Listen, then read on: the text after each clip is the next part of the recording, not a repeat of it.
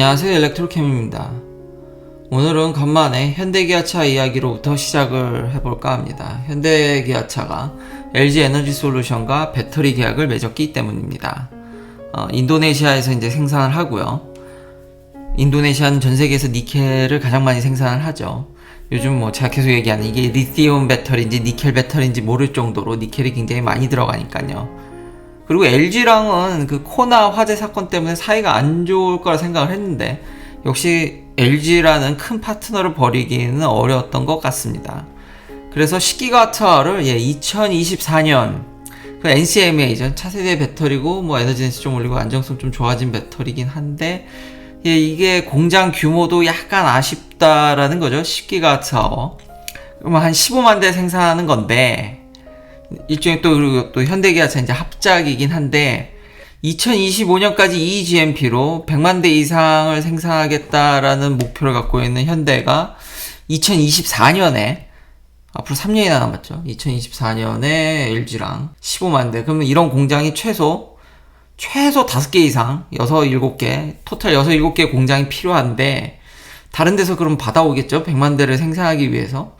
근데 LG가 거의 탑급의 배터리 업계에서 탑급의 회사인데 LG랑 10기가와트 하는데 나머지 5에서 6개치의 저 정도를 누구한테 가져올지 그래서 좀 약간 의지가 조금 좀 더 좀 크게 계약을 하시던가 아니면은 자체 생산하시려나 하는 생각도 들고요. 조금 아쉽다. 그런 이 목표와 지금 계약하는 정도로는 전기차가 애매합니다. 애매하죠. 그리고 이제 현대기아차 얘기를 계속 하게 된 게 제가 가끔 이렇게 참고하는 비욘 노르웨이에 계신 아주 유명 유튜버 분께서 아이오닉5를 테스트했습니다. 이제 현대 아이오닉5의 주행거리 테스트가 해외 유튜버들로부터 나오기 시작했습니다. 특히 유럽 쪽이죠. 이제 수출이 되니까 유럽 분들이 이제 평가를 하기 시작했는데 평은 좋습니다. 전반적으로 역시 큰 신뢰, 그 마감. 근데 역시 전기차 그 본연에 이게 좀 아쉽다. 역시 제가 늘 그 비판했던 주행거리가 이분도 이걸 그쵸 좀 안 좋은 얘기 하는 게 쉽진 않지만 근데 주행거리는 정말 다시 봐도 요거는 이게 이제 조만간 미국에서 팔릴 거거든요. 미국에 이제 나온다고 홈페이지에 가도 이제 커밍 순이라고 얘기를 하는데 아직 가격이 결정되어 있지 않더라고요. 이제 가격이 중요한데 그보다도 주행거리 다행인 건 이제 콤보 2 타입에 이제 꽂으니까 한 200kW 이상 나오더라. 350이나 이렇게 좀 높은 수치는 아니지만 배터리가 데워지지 않았다라든지 이건 변수가 너무 많으니까 200kW 이상이면 충분히 전 쓸만하다고 봅니다. 근데 제일 큰 문제는 주행거리죠. 정속 주행 한 90km/h로 가면은 한 55마일, 56마일이죠. 그러면 이제 유럽 기준의 주행거리를 충분히 찍습니다. 19인치 타이어를 썼고요. 400km 이상의 좋은 편이죠. 근데 75마일 테스트에서 그러니까 120km/h에서는 이게 300km를 못 가더라고요. 200마일을 돌파하지를 못했습니다. 그리고 온도는 좋았습니다. 전기차가 온도에 좀 민감하니까 사실상 이게 맥시멈이라고 생각이 되고요. 그리고 21인치를 택하게 되면 이제 이게 더 치명적으로 떨어질 텐데 200마일을 못 찍어준 게 이게 너무 아쉽지 않나. 이게 미국에서 그래서 미국에서는 좀 더 배터리 사이즈가 더 커지죠. 좀 그나마 다행인데 아마 현대도 이 200마일을 좀 인식을 하고 있으니까 77.4kWh를 좀 배터리 키워준 게 아닌가. 근데 이런 정도라면은 200마일을 실제 테스트해서 미국에서 찍기는 쉬워 보이지 않고 옵션으로 21인치 타이어를 키워버리시면은 엣지역에 물 건너가죠. 그래서 좀 애매하다. 이 미국에서는 그냥 체면칠에 좀 그냥 디펜스 하는 정도지 큰 어떤 영향을 미치기에는 좀 쉽지 않고 그리고 제가 궁금해한 카엔드라이버라고 워낙 친내연기관인 쪽인 그렇지만 역사와 전통을 자랑하는 자동차 역사에 있어서 참 유명한 저널인데 여기서 또 최근에 아예 이 많은 차종들을 주행거리 테스트를 했습니다. 그리고 아까 75마일을 이렇게 이야기하는 이유가 난 정속 주행 할 건데 100km 안 넘을 거야. 그럼 400km 뽑았으면 됐지가 아니라 이제 미국 얘기니까요. 이분들이 기준으로 하는 게 75마일 테스트입니다. 그래서 테슬라를 신랄하게 까다가 최근에 이 모델 S 롱레인지 때문에 싹 들어갔죠. 그리고 이제 플레드 나오면서 테슬라의 비판적 기조는 다 사라지긴 했거든요. 이제 더 이상 뭐라 하질 않더라고요. 이제 격차를 어느 정도 인정을 하니까. 근데 그 전까지는 엄청 까면서 이분들이 아주 핵심적으로 생각했던 게 75마일 테스트라서 제가 아이오닉5의 75마일 테스트를 관심 있게 봤던 겁니다. 카인드라이브에서 한 건데, 참고로 모델 3 퍼포먼스입니다. 모델 Y 퍼포먼스고, 이제 S 롱레인지 전 버전이죠. 전 버전은 이제 300마일을 가뿐히 넘는. 근데 아마 지금 나오는 리프레시된 버전도 같은 팩을 쓰니까 좀 더 개선됐겠지만 요거보다 조금 더 나은 수준이겠죠. 근데 다들 보면 뭐 많게는 77%밖에 가질 못하고 EPA 기준 대비 뭐 80% 전후로 생각하시면 될 것 같습니다. 근데 이제 카인드라이버가 좋아하는 포르쉐 타이칸은 97%에 육박하는, 그래서 이제 이걸 굉장히 극찬을 했었죠. EPA랑 큰 차이가 없는데 이 모델 S는 이렇게 깎아먹더라. 뭐 그렇지만 어쨌든 이제는 절대적으로 300마일을 넘기 때문에 그리고 이제 모델 3도 롱레인지로 가면 비온이 테스트한 게 있습니다. 그래서 롱레인지 테스트 유럽에서 테스트한 결과를 보면 75마일 테스트가 심지어 온도도 최상이네요. 네, 그리고 이제 18인치 미쉐린 이거 기본 타이어와 휠이죠. 롱레인지를 테스트했을 때 262마일을 가더라. 그리고 정속 주행하면 500km를 넘는, 대단하네요 이건 진짜. 예, 역시 주행거리 짱은 테슬라라는 게.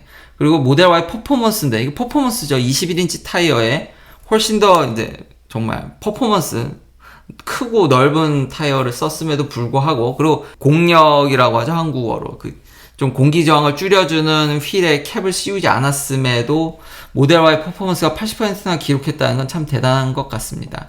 그리고 200마일에 사람들이 이렇게 목매다는, 이렇게 카인드라이버 기조가 200마일이거든요. 그래서 카인드라이버 기조가 200마일을 못 찍으면 여기 키아 니로는 200마일 이상을 찍었는데 이게 200마일이 기준이 되는 이유가 아직 지금 미국의 콤보 타입의 충전소가 이게 그러니까 일렉트리파이 아메리카 기준이죠. 잘하면 인구가 많은데 한 150마일, 좀 인구가 적은 데는 그 200마일 언저리, 그러니까 150에서 200마일 언저리에 충전소가 있습니다. 그러니까 이 속도로, 그러니까 중부나 이제 좀 한적한 데는 규정 속도도 높거든요. 그리고 커먼 스피드를 얘기하는 겁니다. 제가 어느 정도 얘기하는 거는. 그러니까 사람들이 일상적으로 뛰는 속도가 이게 75마일에 가 있기 때문에, 그러면 저 아이오닉 5로는 충전소를 못 간다는 이게 계산이 나오죠. 21인치 타이어면 거의 100% 못 가고. 그래서 이거 좀 부정적인 영향이 올 것 같긴 한데, 카인드라이브에서 과연 이제 미국에 출시됐을 때 아이오닉 5에 대해서 어떤 평가를 내릴지,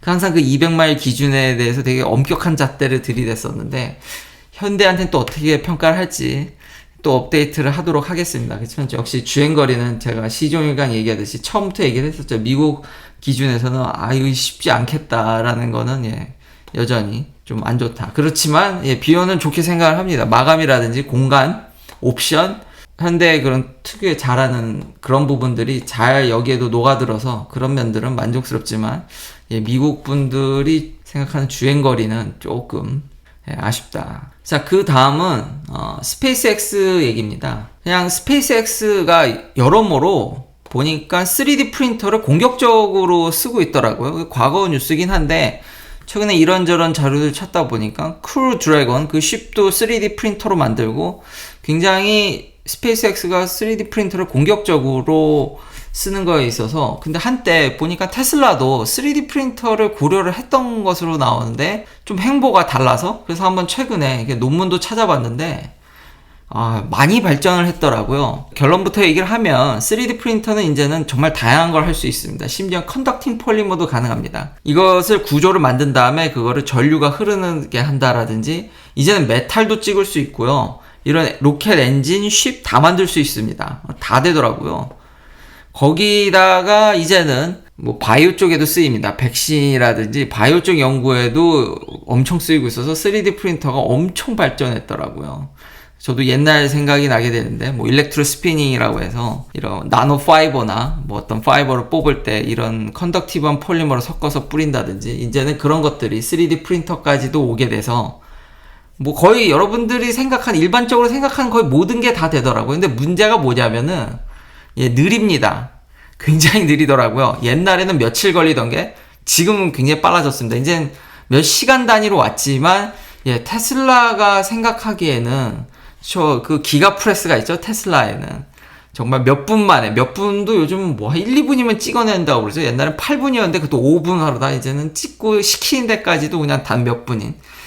그러니까 이제 테슬라는 아마 3D 프린터를 그냥 프로토타입으로 이런 다양한 기능과 이런 것들이 제공되지만 역시 생산에 있어서는 양산은 3D 프린터는 멀었구나. 그래서 테슬라가 아마 생산에 그걸 쓰기에는 좀 그렇고 아마 연구라든지 어떤 파트나 이런 테스트용으로 양산은 여전히 3D 프린터는 멀다. 그렇지만 일론 머스크가 소유한 다른 자회사인 스페이스X는 대량 생산 필요 없다. 지금 많이 만들 거 아니지 않습니까? 많이 만들어봐야 여기는 수십 개니까 지금 엔진부터 해서 뭐 우주선 외관, 뭐 쉽, 파트 이런 것들을 공격적으로 3D 프린터로 다 제작을 하고 있다라는 겁니다. 그래서 굉장히 투자를 많이 하고 있다.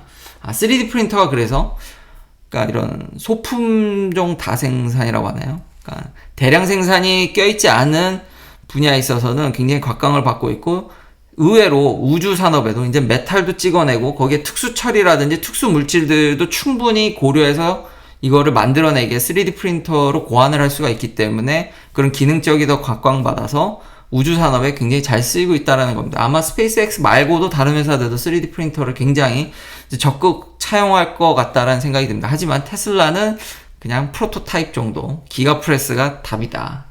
마지막으로는 배터리 얘기인데요. 어떤 이제 분께서, 이제 구독자님께서 좋은 의견으로 이제 에너지 덴시티가 떨어지는 배터리로는 이제 전기차를 못 만든다는 거는 좀 잘못된 생각이지 않냐, 선입견이지 않냐.